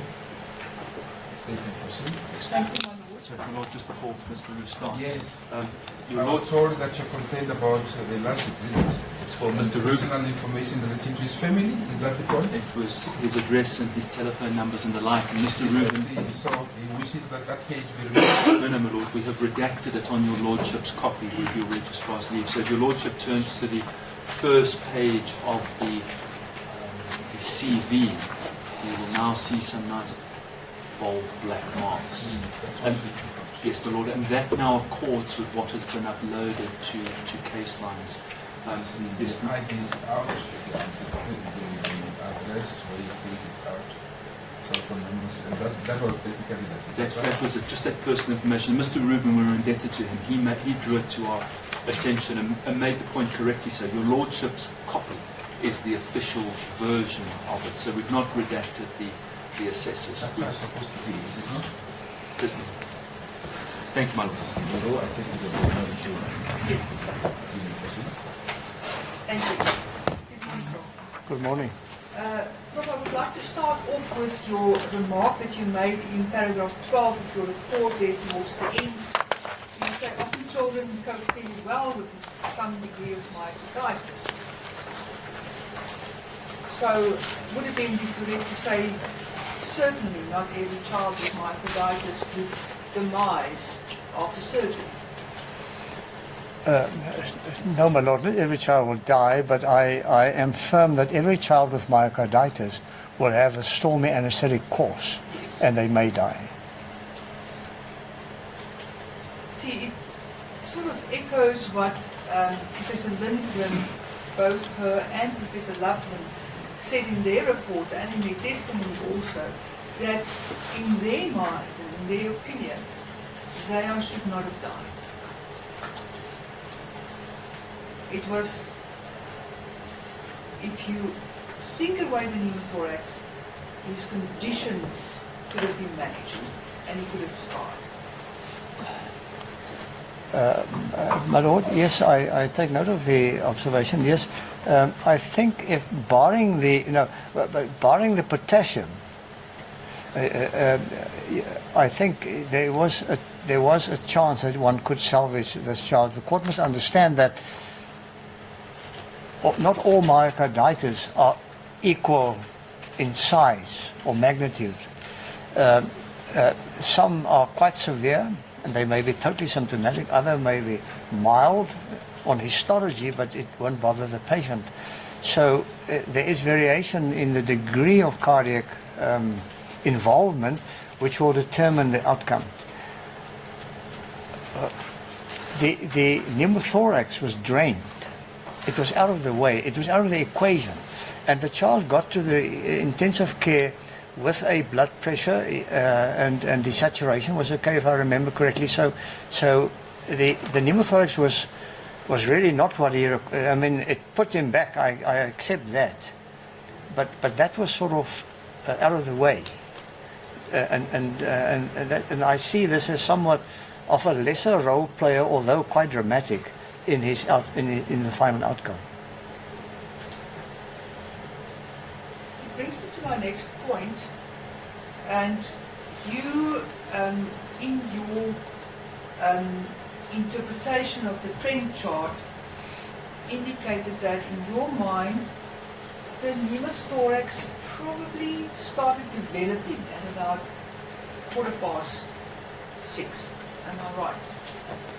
I can't offhand remember the time which I've allocated to that, but it sounds about it. If I can just go to the page. If I can take you the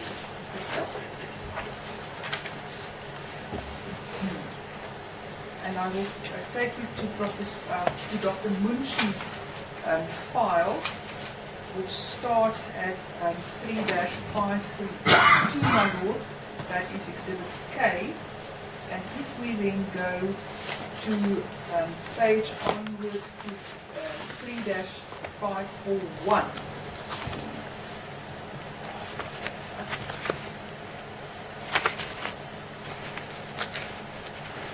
Yes, I have that, my lord. If I understood your evidence correctly, you said that was probably the onset of the pneumothorax.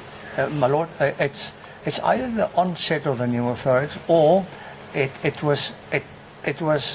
attained such a size that it was having an effect, a small effect, but it was having an effect. So, of course, I wouldn't know what the final answer to that speculation is. See, why I'm asking you that is that usually that was sort of towards the end of the procedure. Yes.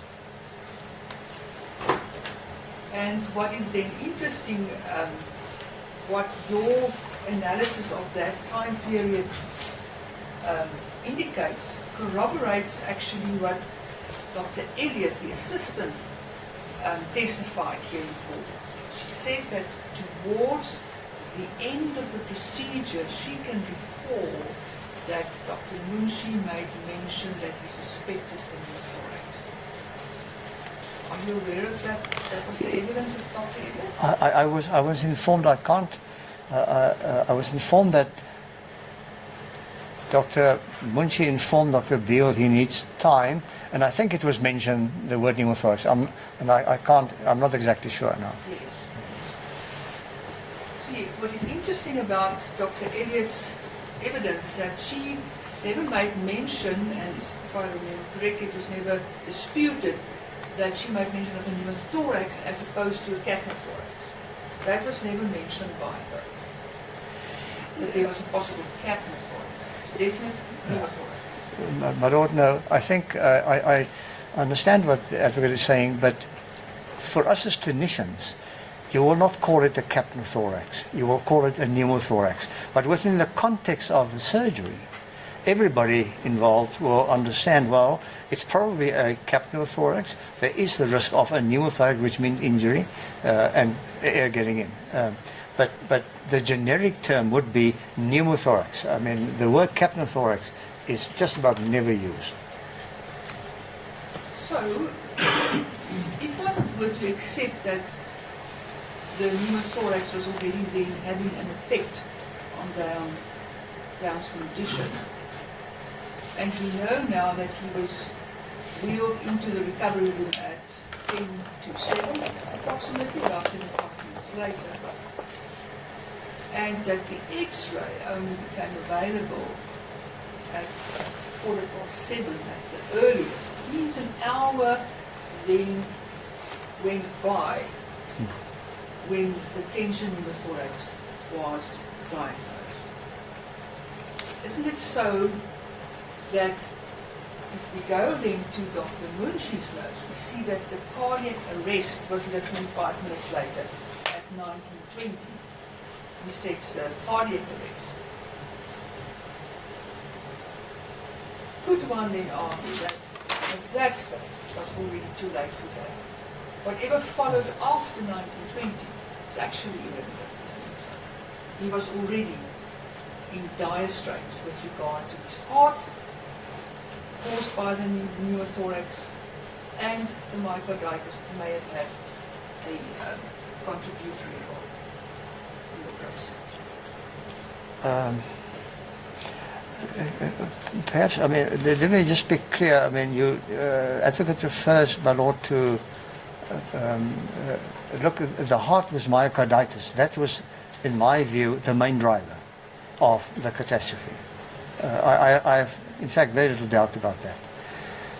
The pneumothorax, and especially the tension, didn't help. I mean, there's no doubt about that either.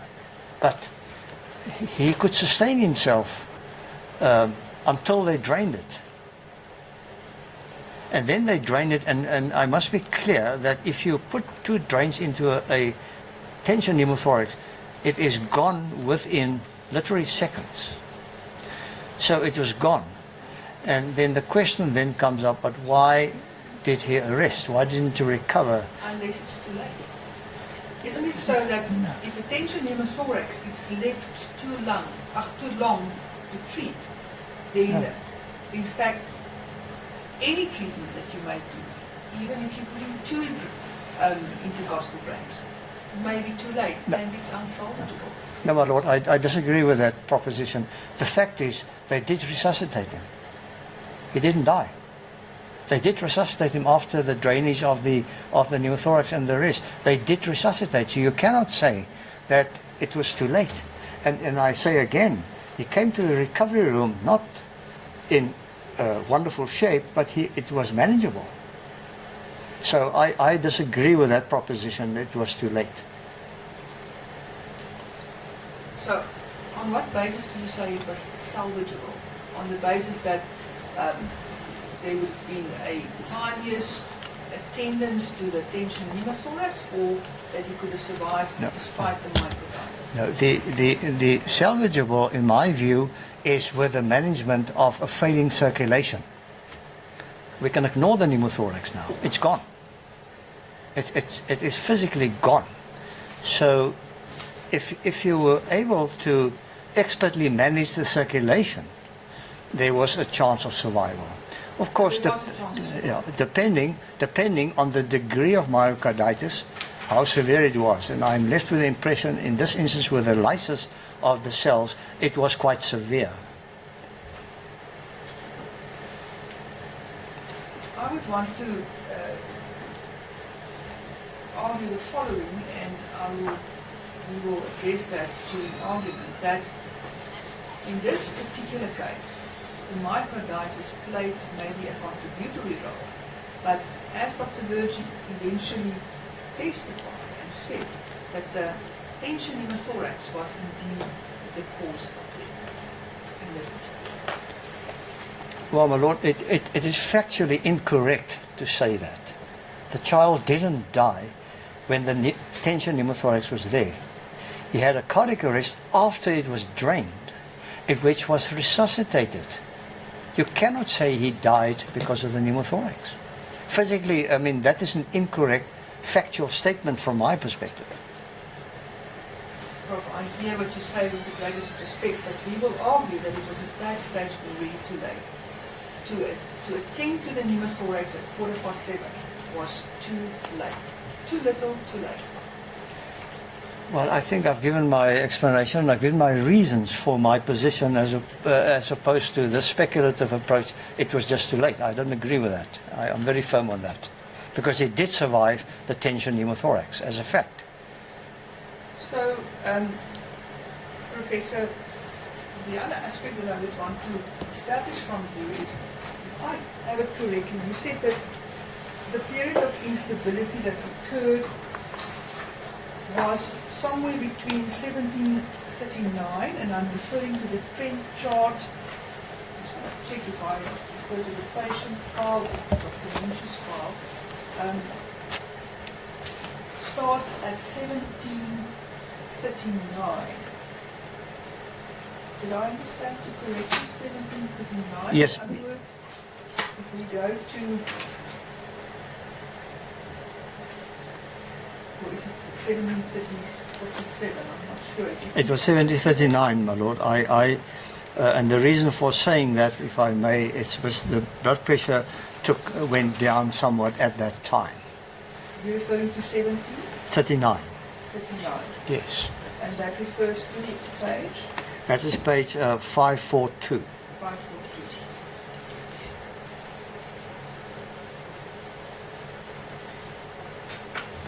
And it lasted until 1751, am I correct?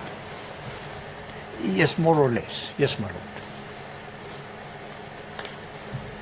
Can you just repeat that portion of your evidence again? When do you estimate was the causing of the procedure?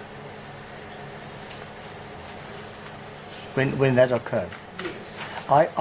I thought that was the period That was where it probably occurred. Of course, I wouldn't know, but I speculate that was the period. So, would you agree with me that that incident where you pause a procedure for approximately 10 minutes, that is your guess, that is a significant incident which one would expect to be indicated somewhere in the records, either it would be 28 afterwards or intraoperatively, it should be indicated somewhere, isn't it so? My lord, no, by my literally half a century of experience, you won't record such an incident.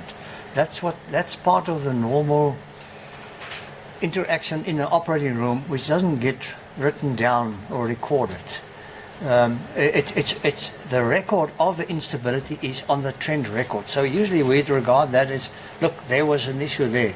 But the fact that it was discussed most probably will not appear anywhere in clinical notes of the time, in my experience. See, do I understand you correctly? You are relying on this portion of evidence merely on what the accused testified. You only rely on his word with regard to that. Because there's no other indication. No, I was informed that it was said, I don't know who said it, if it was Dr. Beale, then it's him, but if one look at the, I think the GW's form, I think there's somewhere there's a reference to, I was informed. So I speculate that was that period. And then there's somewhere else, and I can't recall offhand, where it was written down by somebody else, or I was told that somebody else said, or gave evidence that they were informed that there was an incident, or that there was some instability. Professor, I want to put it to you that there was in fact, from the state side, never any evidence tendered with regard to that. The only indication that we have is from the accused side that there was a pause in the operation. Yeah, well, my lord, if that's the interpretation, then I'm not in a position to disagree with that. The best that we have, in fact, is if we go to the hospital file, and Just before you proceed, the assistant doctor, was there no reference to that doctor in relation to that period in the course? No? no one, there was definitely no information. It's also never put to her on the things.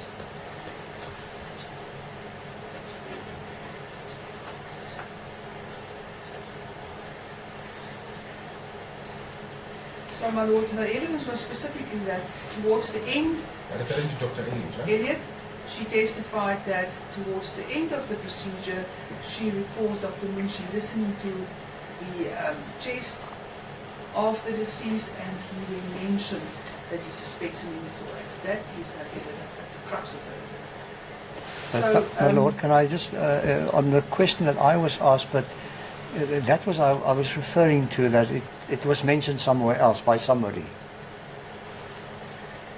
So that's what I understood. Was the evidence at some point by somebody? Yes, as I say, state to you, Professor, it was not evidence tendered from the state side. Okay. It is in fact disputed by the state. I would like to refer you to the GW7-24, which is towards the last portion of the hospital file, page 3-501. 3-501, Professor. You go to Exhibit J.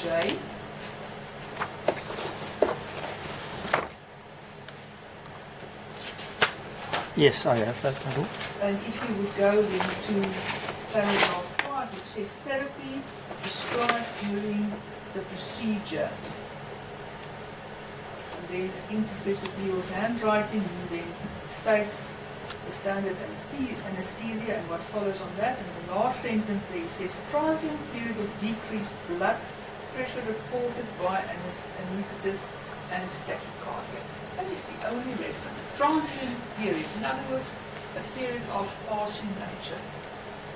There's no indication that the procedure was in fact surgical. Can I just ask, I'm a bit lost, I apologize, page 503. Professor, if you can go to 3-501. Yes. I have that. You have that.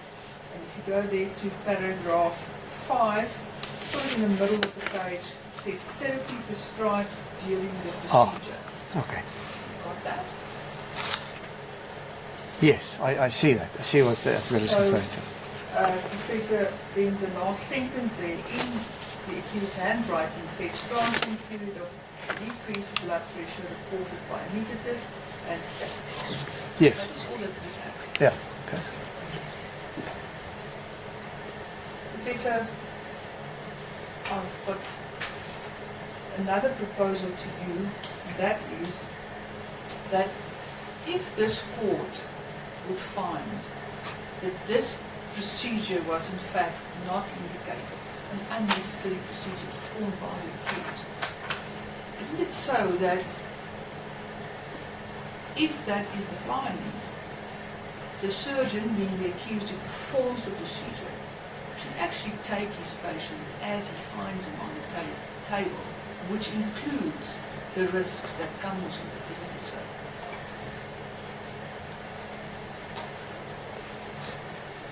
My Lord, by the nature of what we do, we accept the patient as is. So I'm not sure what Advocate is saying.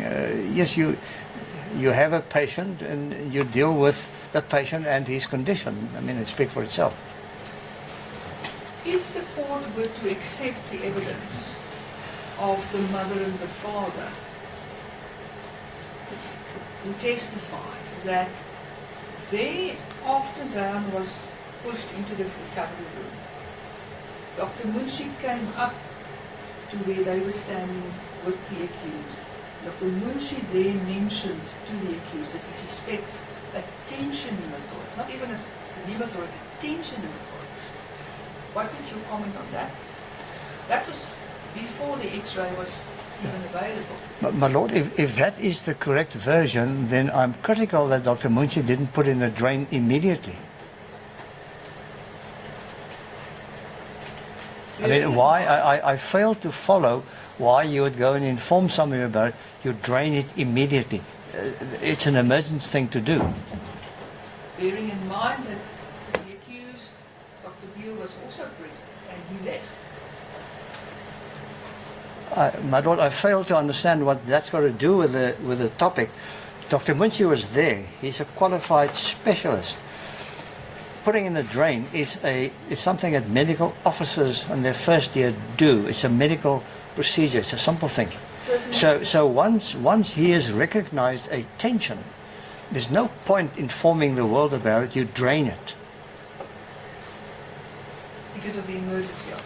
Yeah, you drain it immediately. Isn't it so that the taking care of the patient at that moment would have been a joint responsibility between the surgeon and the anaesthetist, given the circumstances that infection pneumothorax is now suspected? In the recovery room, it's primarily the anaesthetist who oversees the management. If there's severe bleeding, it's clear it's a surgical issue.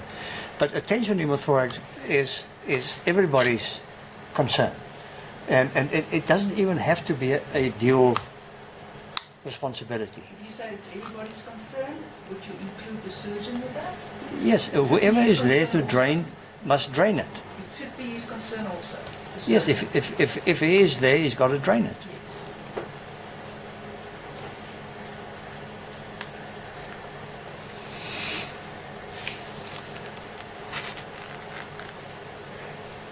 Thank you, my lord. Any examination? No re-examination, my lord. We are going to take a very brief adjournment. I want to hear whether my colleagues will want to have some questions for the Professor Coetzee. It should not be long. The court has been sit. All right.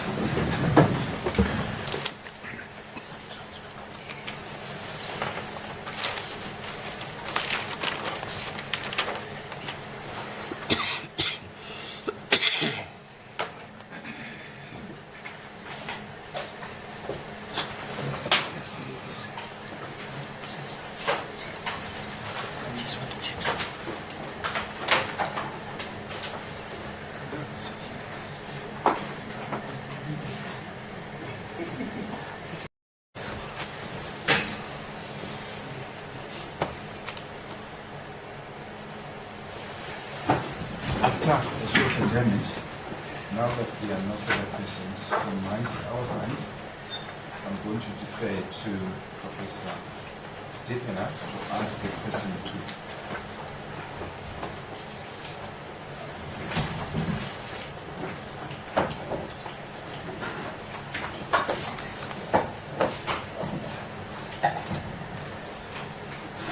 Good afternoon. Good afternoon. Just two questions from my side. You've had a very good look at the trends. And you sort of like mentioned two periods that was a bit concerning. One from 1739 and then from 1826 until the end of the anesthetic. What I want to know is, in looking at the vital signs recorded there, is there any possibility that they may have been caused by atelectasis? No, I don't think so, my lord. And the reason is that the ventilatory parameters remain fairly stable. I would have expected if you have significant atelectasis that you will have a decrement in your saturation, in your PO2, and you may have an increase in inflation pressure on your ventilator, which is not on record, I'm afraid. So I don't think there is some atelectasis during anesthesia, and more so if you inflate the abdomen, and we just deal with it. So, but I don't think it was a role player in the total problem that we're dealing with. Okay. Then, just the last question. In Dr. Munchi's handwritten report, he mentioned on occasion that the airway pressure was 30 centimeters of water going up to 35. I think he said the peak pressures went up to 35. In your opinion, do you think that may have caused or contributed to the pneumothorax?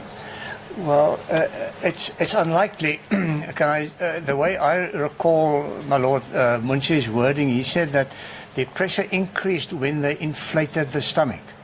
And that speaks for itself. That will happen, and that's normal. You'll have to live with it.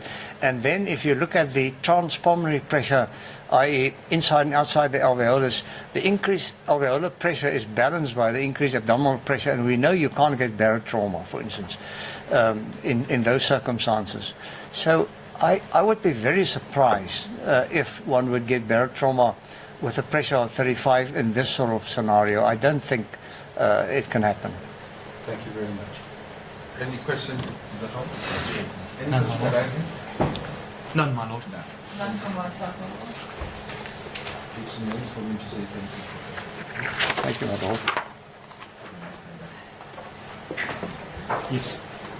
My lord, that is the case for the defence. I close the defence's case. Thanks, please.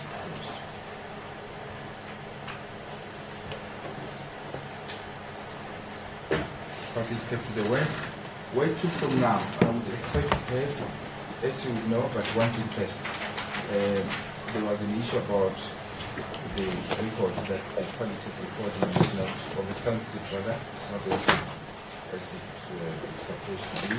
Yes. There was an exercise involved upon. I haven't had an opportunity to look at what was sent my way. I would prefer that the parties themselves should go through that exercise and confirm with me, via my secretary, that the report has been properly been improved. And it will waste time on things that have shown cause between the parties to accept that the report may not be incomplete. I noticed, however, in one of the transcripts that I saw that the spelling of value was not proper. It's a small little correction that will be attended to by one of the attorneys who can't remember which article it was, or rather who the person was. It's just a matter, I haven't had time, as I said, to look at that. Beyond that, obviously, we have to, I suppose, wait for heads. Yes, Am I ma'am. right? Heads. I don't know whether you had an opportunity to discuss this going forward and what the time frames would be. Yes, agree? Yes, my lord, we did. had, my lord. I'm pleased to hear that. Yes. So, Yes, my lord, what we did is we compared our respective diaries to see when we might argue it, subject, of course, to your lordship's Of course, direction. this week is the end of term, so Yes. it has to be sometime next term. All right. Yes, well, my lord, we were going to suggest the third term because of the scale of the matter Oh. and availability of respective diaries. Subject to your lordship's direction, we thought that 2 days to argue the matter would be appropriate. And we had in mind the 17th and the 18th of September, again, subject to your lordship's direction. Then using that as the possible hearing... Is that, what week is it in the bigger scheme of things? Is it It's the, after the resumption of the third term? yes, my lord, it's the last week of term. Is that the last week of term? that is correct, I my lord. think Term the ends last- 22nd of September. I see, so that should work. Yes. Yes. My lord, then what we did is we worked backwards, and we thought that your lordship and the assessors should have a full set of heads of argument about a month before. Not a doubt, there's a lot of work. Yes. Lord, so what we proposed is that we, for Professor Beale, will file our heads of argument on the 13th of August. That's just more than a month before the hearing. Ms. LaRue and Mr. Rubin will then file their heads on the 9th of July. I'm just looking over to Ms. LaRue to say I've got that date correct, I think. My Lord, and we had agreed then amongst ourselves that the record should be complete in its final form by the end of April. So, my Lord, so the record is almost all done. What has been typed, bar for 1 day, has not yet been corrected. There's still some bits outstanding. But that's something that's in progress. But we had set ourselves the deadline by the end of April. Because Mr. LaRue and Mr. Rubin will need that to draw the Of course, it goes without saying. Yes. My Lord, the times may seem somewhat long, but certainly No, my... no, no. It's dictated by the facts of the matter and the complexity of the issues. My Lord, we agree 100%. And my Lord, I'm mindful of that saying that I'm sorry that I write such a long letter to you. I didn't have the time to write a short one. A short what? It's attributed to Oh, I see. Winston Churchill, and Oh, I see. he's supposed to have written to say, I'm sorry for writing such a long letter. I didn't have the time to write a short one. My Lord, and often that is good practice in heads. Anybody can churn out 100 pages. You pick your dictaphone up and you talk. But to write 40 or 50 pages of carefully reasoned document takes a lot longer. I think so. Yes. Talking about heads, I go back to the one exhibit you introduced that I had an issue with, and that's case law, where you introduced that one as an exhibit.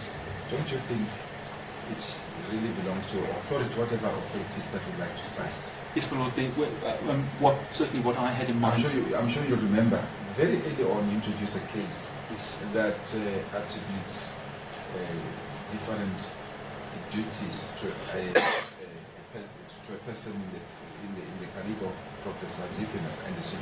Remember that authority? Yes, my lord. It was State versus Kramer, and as I recall, your lordship correctly said, I'm not taking it as an exhibit. Yes. So that exhibit number falls on the wayside. It belongs to whatever authority should give me. Certainly, I don't think it belongs where it is currently cited. Let's add it on whatever other authorities you might want to refer to. Did you disagree with that? No, my lord. It expands from the body of the It is indeed. yes, from the body of the record of proceedings, but cited in the authority side. Yes.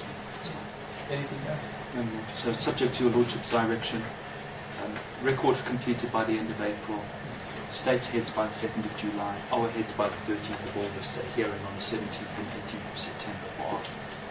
Yes. I just want to make sure that date, is it the 9th of July or the 2nd of July? 9th of July. It's my mistake. Just wanted to make sure. I had two numbers written there, 9 July and So we are reconvening September 18th. Is it 17th or 18th? 17th and 18th. And that's the last week of the third term. Am I right? Yes, my lord.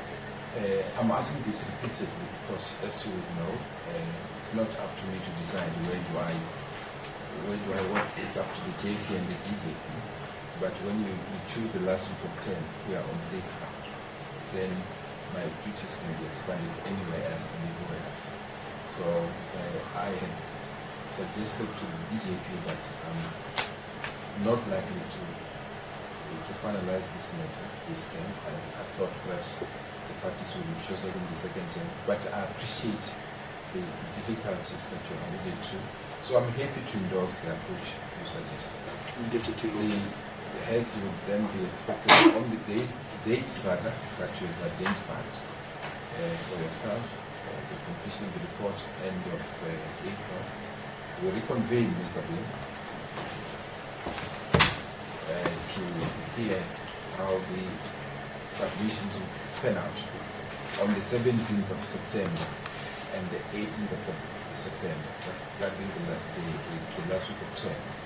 Is still the same.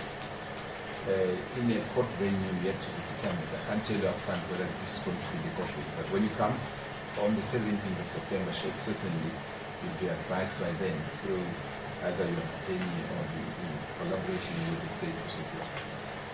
I'm sure that the front foyer would also have a court venue for you. Do you understand me, Mr. Beale?